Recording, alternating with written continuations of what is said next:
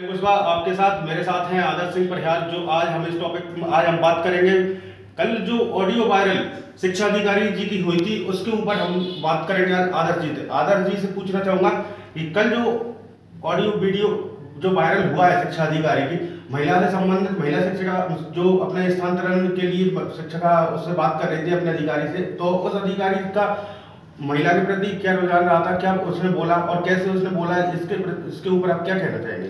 देखिए, कोई भी बड़ा अधिकारी होता है उसको अपनी मर्यादा को लांघना नहीं चाहिए। कहीं ना कहीं जो वो जब पेपर क्वालिफाई करता है तो कहीं ना कहीं उसको ट्रेन भी किया जाता है।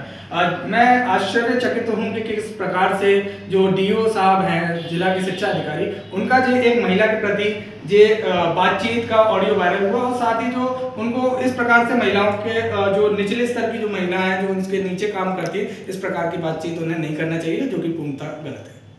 देखिए, महिला शिक्षिका जो थी जो अपने स्थानांतरण को लेकर अपने डीओ से बात कर रही थी, लेकिन डीओ का स्वभाव, डीओ की बातों से कुछ और ही नजर आ रहा था। उनका कुछ अलग मोटो था। महिला को घुमाने की बात वो कर रहे थे, दर्शन कराने की बात कर रहे थे, माइको कोरोनी का उसको पाठ पढ़ा रहे थे। तो इस सब में उनका कहीं क्या क्या मतलब निकल रहा था, क्या कहना चाह रहे थे वो आखिर?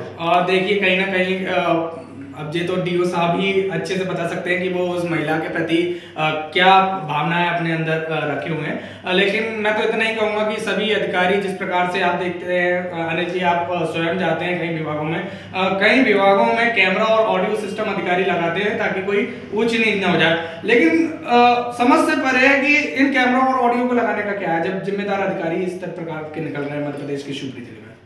जी बिल्कुल, लेकिन अब आप देख रहे हैं महिला शिक्षिका ने पहले भी उनसे बात कर रखी होगी, और जहां तक अपन डीओ साहब की बात कर रहे हैं तो डीओ साहब लगातार हमेशा किसी न किसी घेरे में आई जाते हैं, किसी न किसी बात को लेकर, चाहे वो किसी की नियुक्ति से संबंधित बात हो या किसी को अपने ऑफिस में बैठाना कहीं दूसरे व्यक्ति, और कहीं भी रिश्वत वाली बात आती है तो उनकी शिक्षक अधिकारी है, शिक्षा अधिकारी की है, उसने मेरे से पैसे ले लिए, ट्रांसफर नहीं कर रहा, ये इस प्रकार की बातें, जो भ्रष्टाचार वाली बातें आती है, तो कहाँ तक सही होती है और कहाँ तक गलत होती है कि पैसे ले लेते हैं, काम नहीं करते।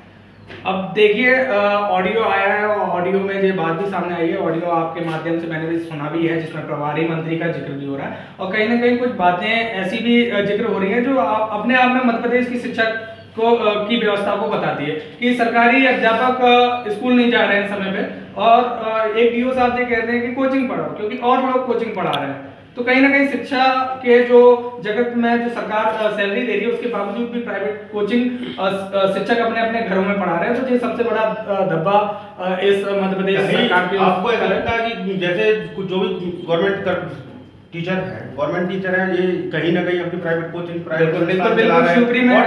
आदेश, क्या इनको डीओ साहब को मालूम नहीं होता कि ये कहीं ना कहीं कोचिंग संचालित है? क्या आपको ऐसा लगता है कि डीओ साहब की अनुमति के बाद ही ये कोचिंग प्रारंभ करते हैं? देखिए, उस ऑडियो में डीओ साहब अगर ये बोल रहे हैं कि कुछ शिक्षक पढ़ाते हैं तो कहीं ना कहीं उनको पता है और ये गोरख धंधा चल रहा होगा। और ऐसा कहीं आपको ऐसा लगता है कि जैसे मान लो कोई गवर्नमेंट कर्मचारी है, टीचर है, जो अपना कोचिंग प्राइवेट संस्थान चला रहा है, तो डीओ साहब इससे मोटी रकम कहीं लेते हो कोचिंग संस्थान चलाने के लिए? इस पर टिप्पणी नहीं करूंगा, ये जांच का विषय है और कलेक्टर शिवपुरी को जांच करना। जी बहुत बहुत धन्यवाद आदर्श जी, आप हमारे स्टूडियो में आए इसके लिए बहुत बहुत धन्यवाद।